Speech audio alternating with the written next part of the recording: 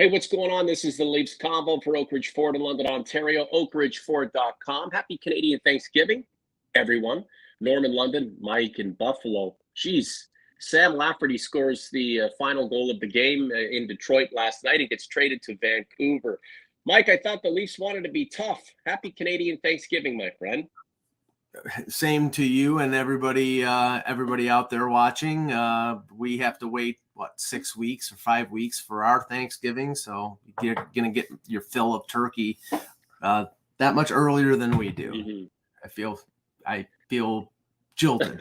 The Canadian OGs and converts feel your pain, Mike, and they will eat for you and drink for you and enjoy for you. But we all know that there's nothing greater than American Thanksgiving. So maybe we'll partake in that too, because that's what Canadians do, right? We're kind of the leash. We're the leash on the United States. We do what you do anyway. Yeah, you glom onto everything American. Yeah, why the hell not? Okay, so Sam Lafferty traded. Another one of the guys who was brought in, during the Kyle Dubas regime to try to make this team tougher. That mission was somewhat accomplished, and now he's on his way out, right? I don't know about tougher. I mean, he's feisty, energetic. Exactly. Yeah, feisty, energetic, can play center, can play wing. I have nothing against Lafferty. I thought he was a decent addition at the deadline. Clearly, they're looking at this as, they need to get cap compliant. Right. We don't know, at this point right now, we don't know what the final 23-man roster is. It'll depend on, how many players clear waivers. Interestingly, you saw that, on defense, Lajoie, Lagesson, Benoit, all who required waivers were all sent down. So right now, and Timmins is likely going to go on long-term injury. So right now they're carrying 6 defensemen. We'll talk about the goaltending in a minute, but it looks like they're either going to go with 20 or 21 players, depending on. Now they cleared $1.15 million with the Lafferty trade. They don't take anything back. They get a 5th-round pick next year. Remember, they had traded a lot of draft picks, so you get a little bit of draft capital back. Right. He's a useful player, but I think that we saw, players that played in the preseason that, I'm an Alex Steves guy. I like, I don't know whether Fraser Minton's going to make the team, but I like Alex Steves. I like Nick Aberzies. Robertson had an up and down camp. So I think that Lafferty is replaceable. So moving him out, you don't like the fact that you traded draft picks in that deal with Chicago to get him, but it's not like they traded Austin Matthews.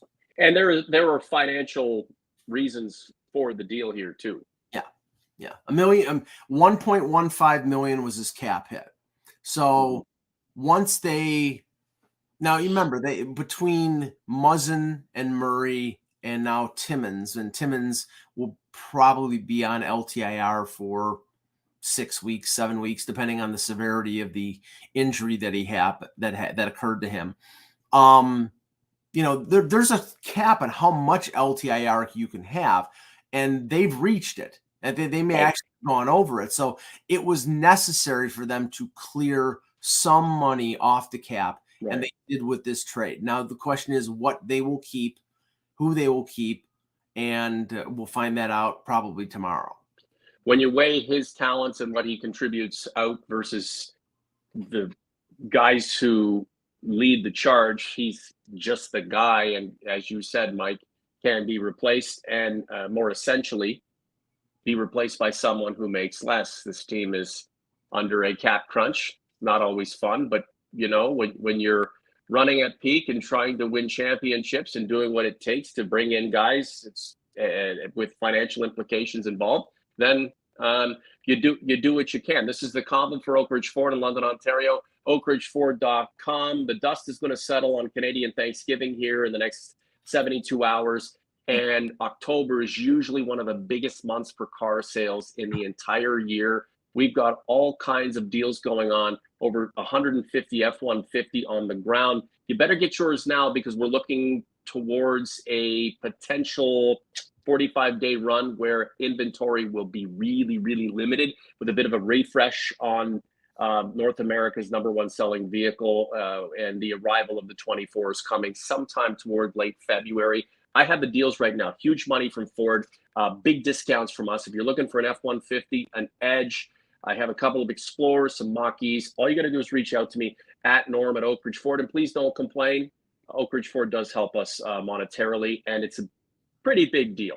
So thanks to Oak Ridge Ford for their sponsorship and their partnership. And thanks to you, OG's Converse, for being here, especially on a wonderful day like Canadian Thanksgiving when, it's all about family. And I guess by extension, we are your podcast family. Like the content, subscribe to the channel.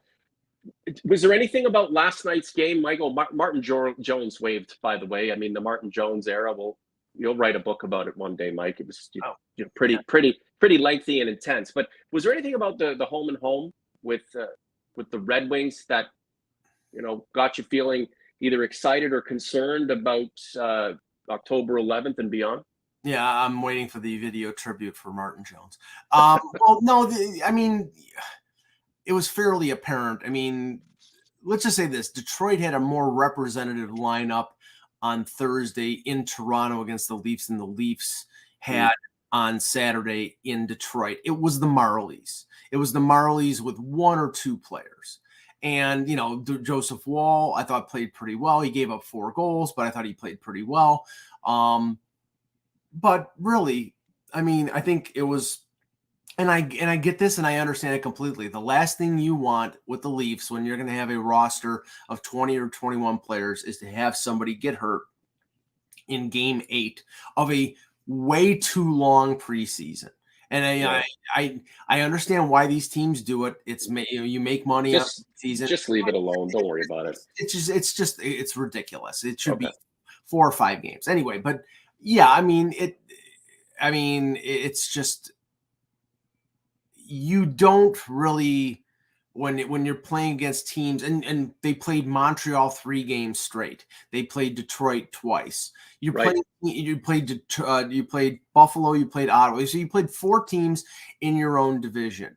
And that's why you keep around a roster of 50 or 60 players. So you don't put all your players early and risk them getting hurt. And that's why I think we said on the last show, being patient and not playing Klingberg and not playing Yarncroke for a lot and not playing Giordano for a great deal of the preseason was the smart move, because you want them healthy and as close to being 100% on Wednesday when you're playing the Habs for real. And, again, right, exactly. I have to say, though, seeing, and we'll talk about this probably more on the next few shows, if you look at the landscape of the Atlantic Division, and everybody said, well, this is the toughest division in hockey. It might be, but Buffalo still has some issues defensively. Ottawa right now, Josh Norris is hurt. That's their number 2 center, and Shane Pinto has not been signed. The goaltending is questionable. Florida will not have Ekblad for the first couple months of the season. Boston, can they survive or thrive with Pavel Zacha and Charlie Coyle replacing Patrice Bergeron and David Krejci?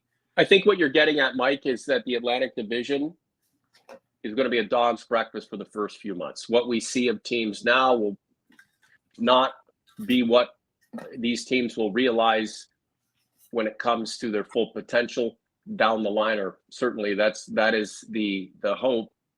And it's a matter of dropping the puck and letting things unfold. We don't even know how the center situation is going to line up for October 11th. I mean, we can guess on it, but still there are, roster alterations and amendments that will take place between now and then. And I guess that's the fun thing, Mike. I guess it also, too, at the end of the day, regardless of how this team is situated and who's playing where, I'm expecting more of what we saw last year, which in general is a good thing.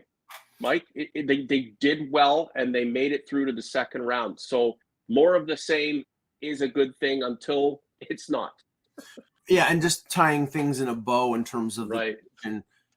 Andrei Vasilevsky is probably going to be out Right. Christmas, and Right. you mentioned Martin Jones. I've talked to more than a few people who think Martin Jones is going to end up in Tampa Bay, that he's going to get claimed by the Lightning, or maybe Colorado claims him. He's but not Patrick Waugh in prime, so who gives no, a shit? no, Like, yeah, no one cares. Like, this is kind of no. like, Okay, let me just say, right. Okay.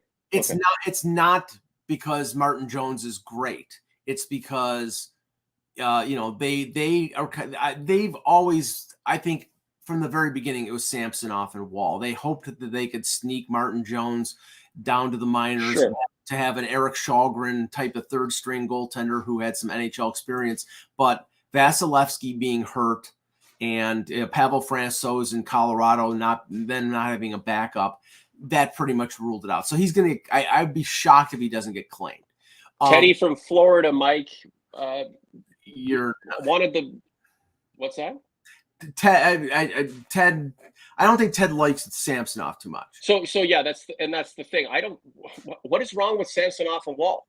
Like, honestly, that's how it went last year. Like, and it's not as if the Leafs had Carey Price at prime at their fingertips and they just chose not to get him. This is kind of the way it shakes out, right? I mean, it could be a lot worse. You got to give a guy like Wall a chance to, not get his feet wet. We've already done that, but get off and running. And Samsonov's been pretty damn solid.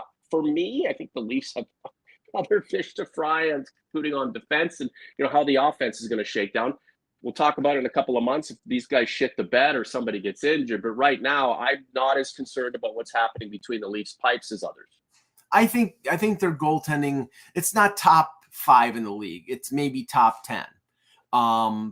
I like Elliot Friedman, who has said more than a few times, he thinks there's a possibility that Wall's the number one at some point this season.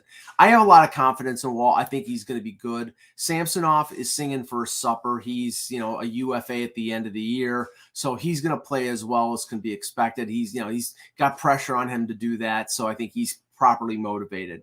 As for the center situation, again, we won't know for sure until the roster is finalized, but if they do sign Noah Gregor from the PTO, which I think they will, and he ends up on the fourth line with, say, David Kampf and Ryan Reeves, then I think your number or Kampf moves up to third line center. Then I think your third or fourth line guy is Pontus Holmberg. That is in case Fraser Minten doesn't make the roster, and he probably is not going to. I think we can be encouraged by the way he played, but I do think that it's going to be Holmberg as your fourth line guy.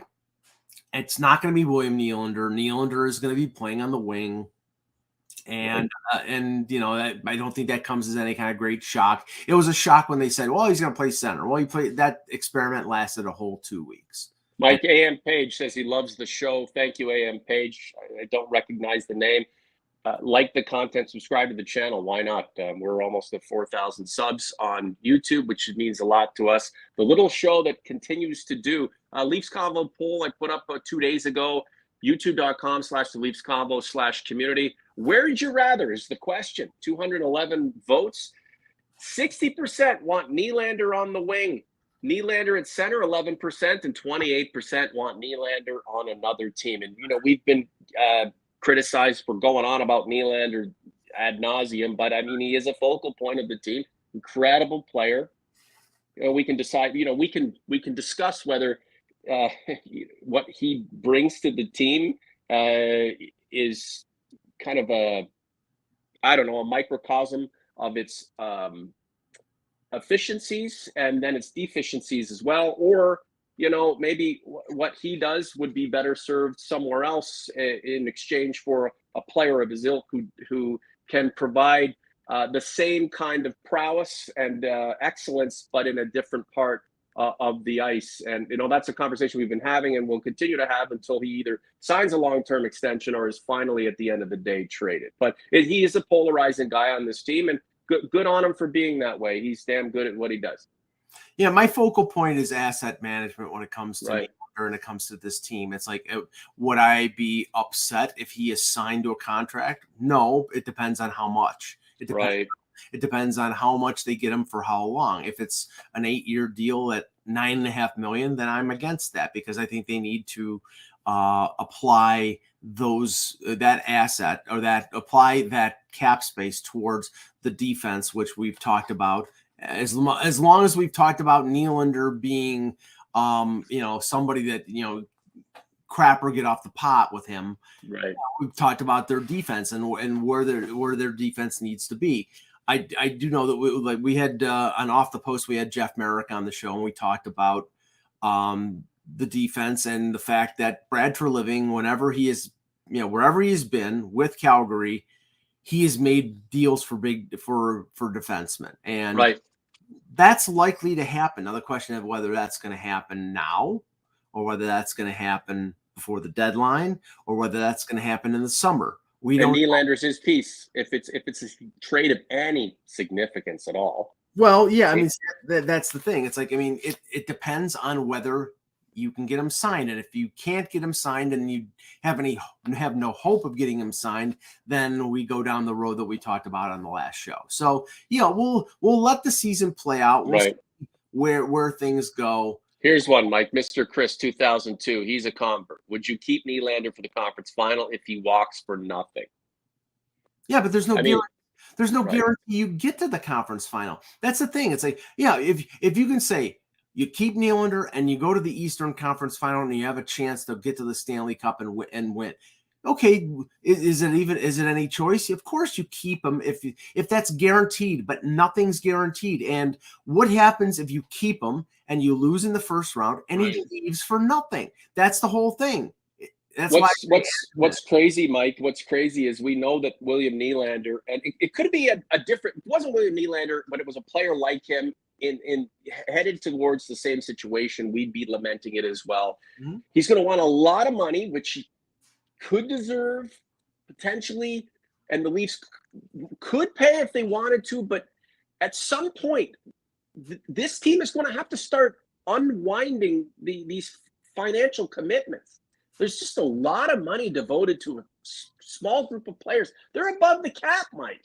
Mm-hmm. Like not every team is in this predicament, but the Leafs are. Well, and here we are talking about adding a guy for a massive amount of money, which he may or may not deserve, in a guy who brings, at the end of the day, redundancy to a team that's got offense and an offensive mindset in spades. Like, that's what we're talking about here, but we can't let go of this guy. Right? Yeah, and at a certain point, something has to change, because if you keep repeating the same thing over and over again, and it doesn't work, then that's the definition of insanity. It's like, okay, well, you think that this team can succeed with those 4 players making $40 million. Okay, well, after next year, is it simply going to be, well, Nylander is going to make what Tavares makes, and then Tavares will make what Nylander makes? I don't know if it's that simple, because we know Tavares at age 34 is not going to make $11 million.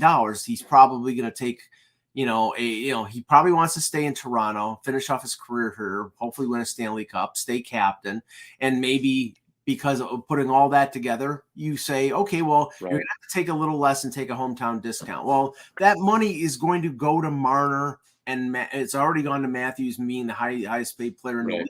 And then you're talking about, Nylander. And if you're paying Nylander and Matthews and Marner over $10 million, I don't know. You have to devote assets to your blue line. You have to devote assets to between the pipes. And if you don't, who knows if you'll ever win? Can I ask you a question, Mike? Sure. Why am I asking that? just ask. Is William Nylander the easiest of the big 4 to trade? Will he be the easiest? Is it easy right now to deal if you can find a partner? Will he continue to be the guy you can trade who has the value that teams want back, and you're in a position to do so? I mean, okay, is it easy to trade Austin Matthews? Sure, because he's one of the top 5 players in the league, but it's $13.25 million on the salary cap. And why would you do it? Because he's one of the best players in the league. And who are you going to get? The problem is the complexity of the package coming back. It would take, it's not a, hey, I'll take this guy and that guy. You'd have to really put a lot of thought into it, study it. Yeah. What I'm getting at here is, if the opportunity arises, why not just trade him, right? Well, why not just trade him for a package or a guy who can come back and be like him on another part of the ice, and that's a part of the ice the Leafs probably need more help in than, among that front core. That look, they traded Sam Lafferty because there's just so many damn forwards. You don't think there are going to be more guys coming through the pipeline who can play in behind the Marners and the Matthews going forward? My feeling is if they had been offered a comparably talented defenseman in a deal for Nylander, he would be gone already, because, but for sure they've probably been offered first-round picks and prospects, and they don't want to do that because they're a now team, and that's the whole thing. So, I mean, the question is, will this continue to be a now team? Will the additions of Max Domi and Bertuzzi and Klingberg, we haven't seen them all on the ice. Interesting. That's a great question. Yeah. It has to be a now team. Well, it has to be. You think Matthews and Marner are gung-ho to regress and go through a semi-rebuild, a major retooling? No, but the thing is, we've learned this lesson. You have to have the pieces around those players for you to be, when were they the most effective? When they had Ryan O'Reilly playing third line center, when they had added Luke Shen on defense, when, they added pieces on top of what they already had, and that got them around. And now if they want to go 3-4 rounds, the team is, the surrounding cast has to be just as good or better. And we don't know. What are you getting at? Are you suggesting that this team may not be headed to a place where a lot of fans are hoping it's headed, and that it may actually pop it in reverse and go back? I'm saying we don't know. I'm saying we don't know what the mix of Bertuzzi and Domi and Klingberg to the group that we already have. Okay, fair enough. What that portends. So now, like I said, we looked at the division, and I think the division is tough and competitive, but I don't think it's impossible. I think they should win this division. Wow. Jeez. Okay. Yeah. So they should win this division, but there's also a potential that if things don't go well, then you really have to examine the immediate future of this team and whether continuing to try to add to make incremental inroads is more beneficial than potentially making a major splash that could set the team back a little bit with a long-term vision in mind. Last couple of words from you, Mike, and we'll get out of here. Yeah, if things don't go as expected, then they finish 5th in division and they're fighting for a wild card spot. So John Wood, maybe a Nylander trade Tuesday for a big defenseman. I wouldn't hold your breath. I would not hold your breath. Right. Go ahead, Mike. Finish up. No, I think you have the roster that you're going into the season with right now. I think the Lafferty move was a cap move. I don't think you're going to, like every season, I think your first moves won't be made until American Thanksgiving, when teams sort of have felt out what, where they are and how good they can be. So you're going into the season opener against a Montreal, and remember, they played Montreal the opening game of the season last year, and they lost. And that was one of the worst teams in the league last year. That is their Stanley Cup final, because they're not going to they're going to finish 8th in the Atlantic, but they're going to come out with their hair on fire, especially in Toronto, and upset everybody at 40 Bay. But Toronto's got to rise to the occasion and start off the season on the right foot. Terry 3Gs, did they just trade Lafferty? I missed that, I guess. Yeah, you certainly did. Yeah. Sam Lafferty, we hardly knew you, man. Yes, 5th round pick in 2024 from Vancouver. So, now the Leafs have one more draft pick, which I think, they didn't have many. Let the rebuild quietly begin. Yeah. YouTube.com/the Leafs Convo. Click on the About tab and you'll see links to our iTunes page, Norman Oakridge Ford, Mike at hockeybuzz.com, and Oakridge Ford. If you're in Southern Ontario and you need help with your next vehicle, I am your guy. You trust me when it comes to Leafs content. I'm telling you the truth. Reach out to me for help with the purchase or lease of an F-150 Escape Edge. I will look after you. That is my commitment to you. And I'll make sure that you get a whale of a deal too. Because you know what? Times are tough right now. Everything's so fucking expensive. It's insane. And I deal with numbers every single day, Mike. When people tell me it comes down to the numbers, no shit, right? No shit. I get it. So that's my pledge to you guys, is to be here going forward with great Leaf content once, twice, 3 times a week. And my phone is always on for anybody who has any questions about their next car buying experience, whether you do it through me or not. Let me help and consult what you're going through, just so I can make the whole process a little bit easier for you. Mike, sorry about your Bills. The Jaguars take them down, and of course the Bills, their luck, lose one of their top players. Was that game in London? And like, how many friggin' NFL fans are over there? Because that place was packed. Everybody seemed pretty damn rabid. Lots of Bills jerseys for sure. Are there that many National Football League fans in the UK?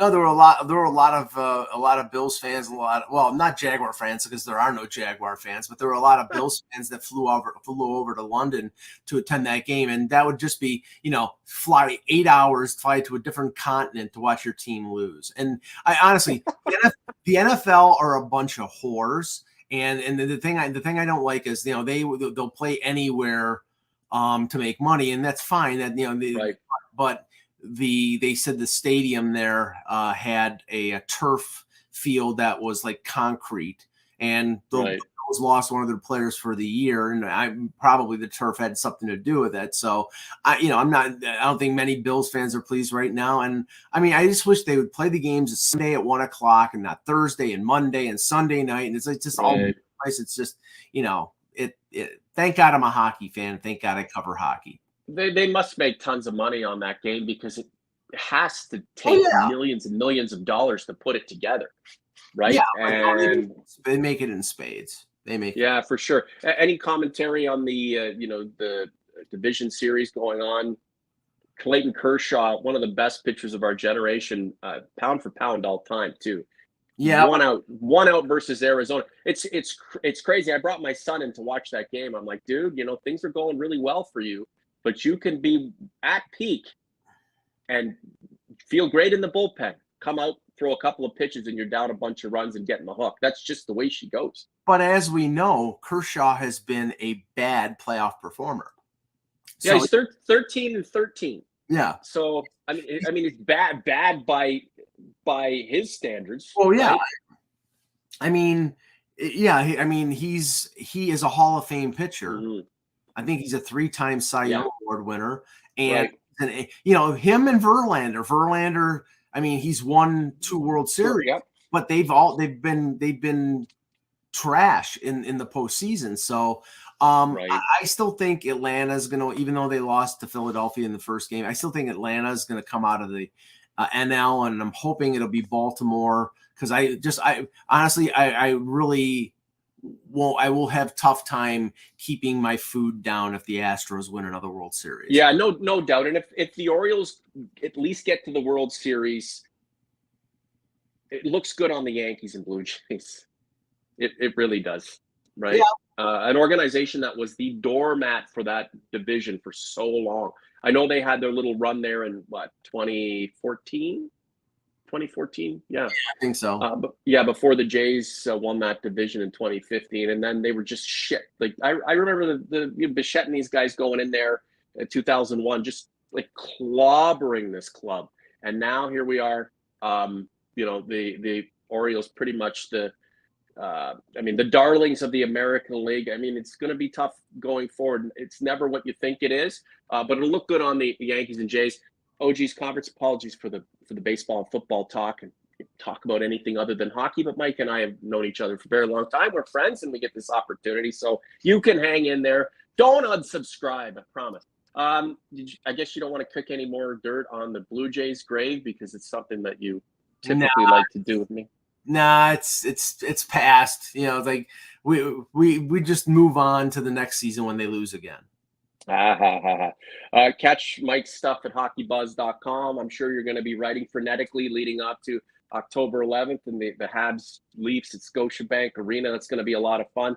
There are balls up in the air right now, and how they fall to the ground and how they compile leading up to puck drop on Wednesday night remains to be seen. Mike will have all the coverage at hockeybuzz.com.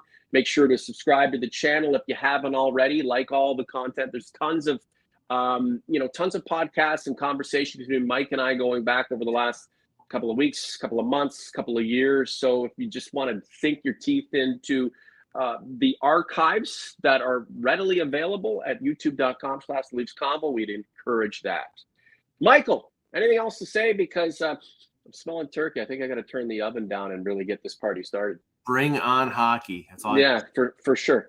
Thanks, guys, for being here. Happy Canadian Thanksgiving. We'll catch you in a few days' time. Mike and I will either do something right before the opener or perhaps a little bit after. So stay tuned for that. Mike, thanks for your time, buddy. OG's Converts, we're out.